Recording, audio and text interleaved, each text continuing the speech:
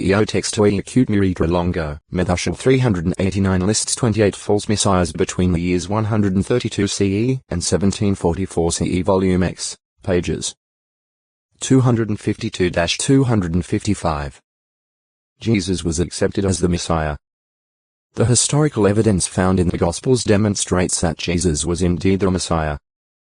Persons in the 1st century, who were in position to question the witnesses and examine the evidence, accepted the historical information as authentic.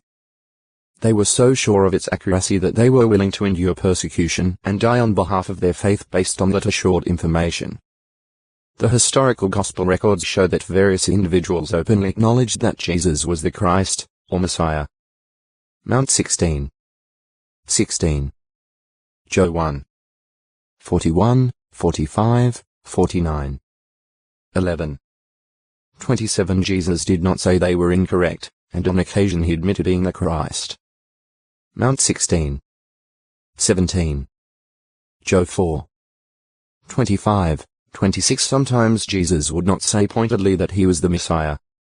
At times he directed others not to publicize it. Mr. 8. 29, 30. 9. Joe 10.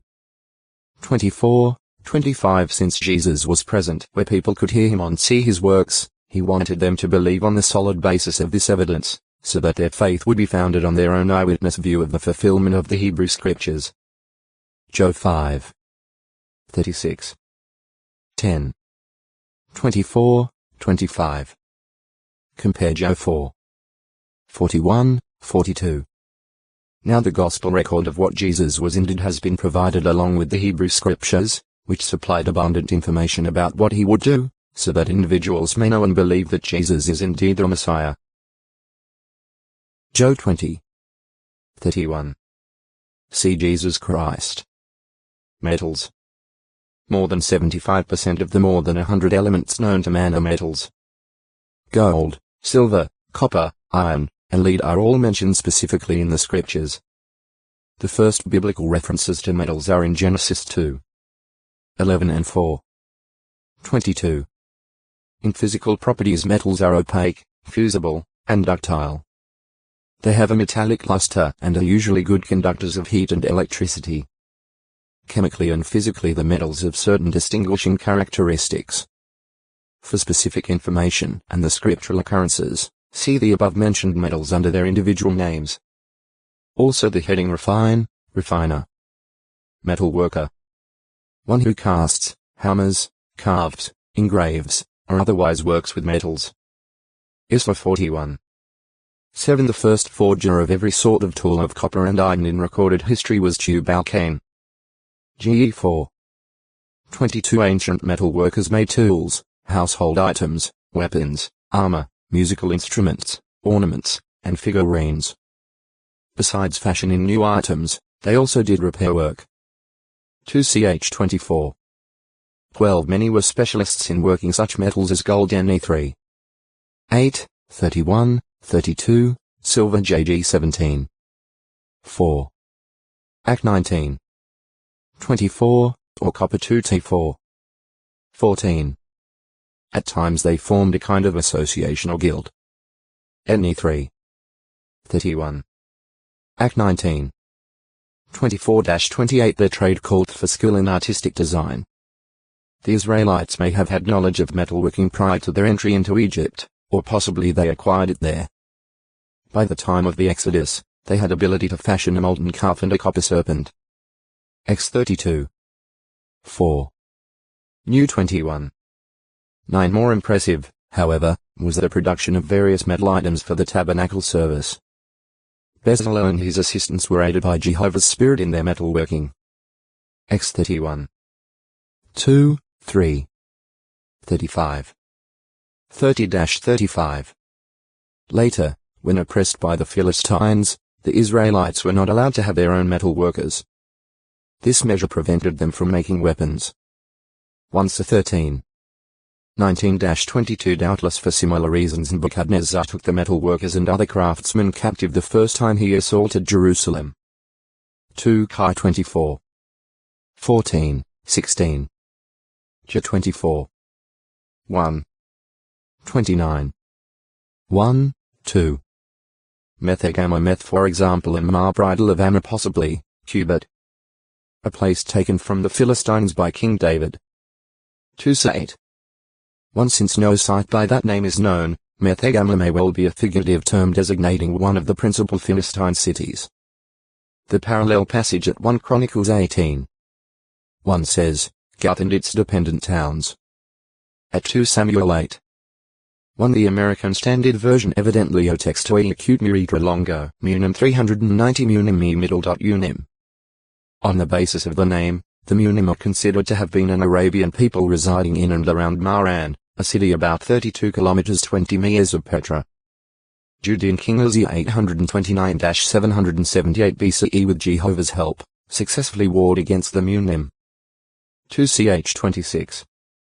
1. 7. Perhaps at that time some of the Munim captives were constituted temple slaves, and therefore, their descendants are later listed among the Nethinim returning from Babylonian exile. As 2. 1, 2, 43, 50. NE 7. 52. Compare PS 68. 18. During Hezekiah's reign 745-717 BCE, a band of Simeonites struck down the Hamites and the Munim in the vicinity of Dor. 1 ch 4. 24, 39-41. Seamonim. Mezahab Meza middle dot had waters of gold. Parent of Matred and ancestor perhaps, ancestress of Mehetabel, the wife of Hadad, the last named of the kings of Edom. GE 36.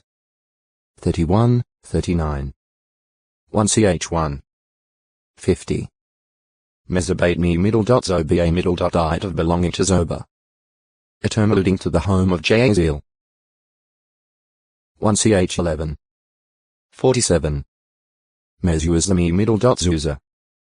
Anglicized form of the Hebrew word used in the Bible generally to designate a door or jam or doorpost. Mezu middle dot za and the plural mezu middle dot zot appear at Exodus 12.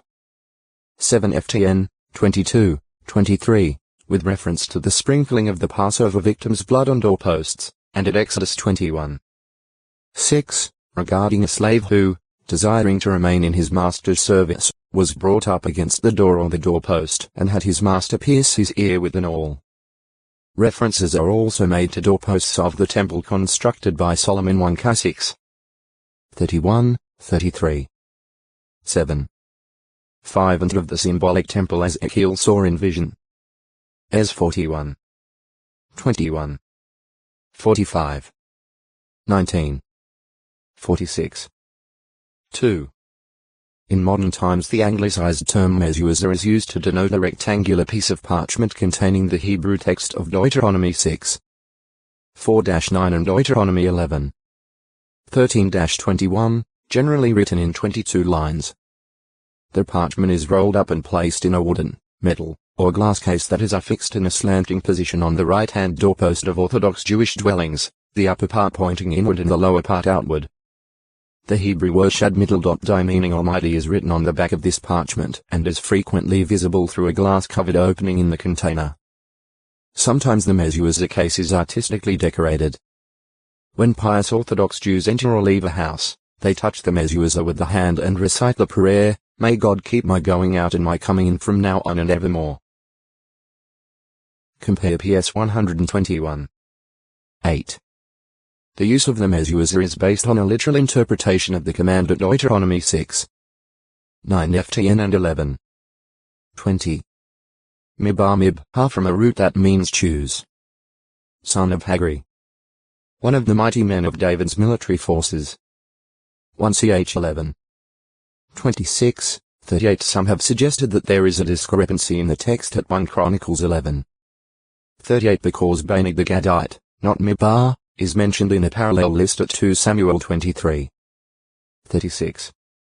They hold that Mibah is an alteration of the Hebrew for from Zoba and that the final words of 1 Chronicles 11.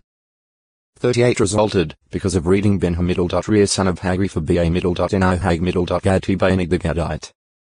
This remains conjectural. Mibsam perfumed. Balsam oil. Spicy. 1. one of the sons of Ishmael and founder of a family. GE 25. 13. 1ch1. 29. 2. The descendant of Simeon. 1ch4. 24, 25. Mibzar possibly meaning fortification. One of the sheikhs of Edom, or Esau. The name Mibzar perhaps also came to apply both to his descendants and the place they settled. GE 36. 40, 42. 1ch1. 53. Micah shortened form of Michael or Micaiah. The English names Micah and Micah have resulted from a minor difference in the Hebrew spelling. 1. Son of Mephibosheth Nerib-Baal and grandson of King Saul's son Jonathan. Micah, also called Micah, was the father of Pithan, Melech, Tereatariah, and Ahaz. 2-9. 12. 1ch8. 33-35. 9. 39-41. 2. One of the Levites or the forefather of one, attesting by Silotextoi acute Muritra Longo, Micah, Book of 391 Smith, who made a carved image and a molten statue that afterward came to be in Micah's house. Micah, who had a house of gods, made an ephod and teraphim and empowered one of his sons to act as priest for him. Although this arrangement was ostensibly to honor Jehovah, it was grossly improper, for it violated the commandment forbidding idolatry X20. 4-6 and bypassed Jehovah's tabernacle and his priesthood. JG 17. 1-6. 12. 1-14 later, Micah took Jonathan, a descendant of Moses' son Gershom, into his home, hiring this young Levite as his priest. JG 18. 4-30 Mistakenly feeling satisfied with this, Micah said,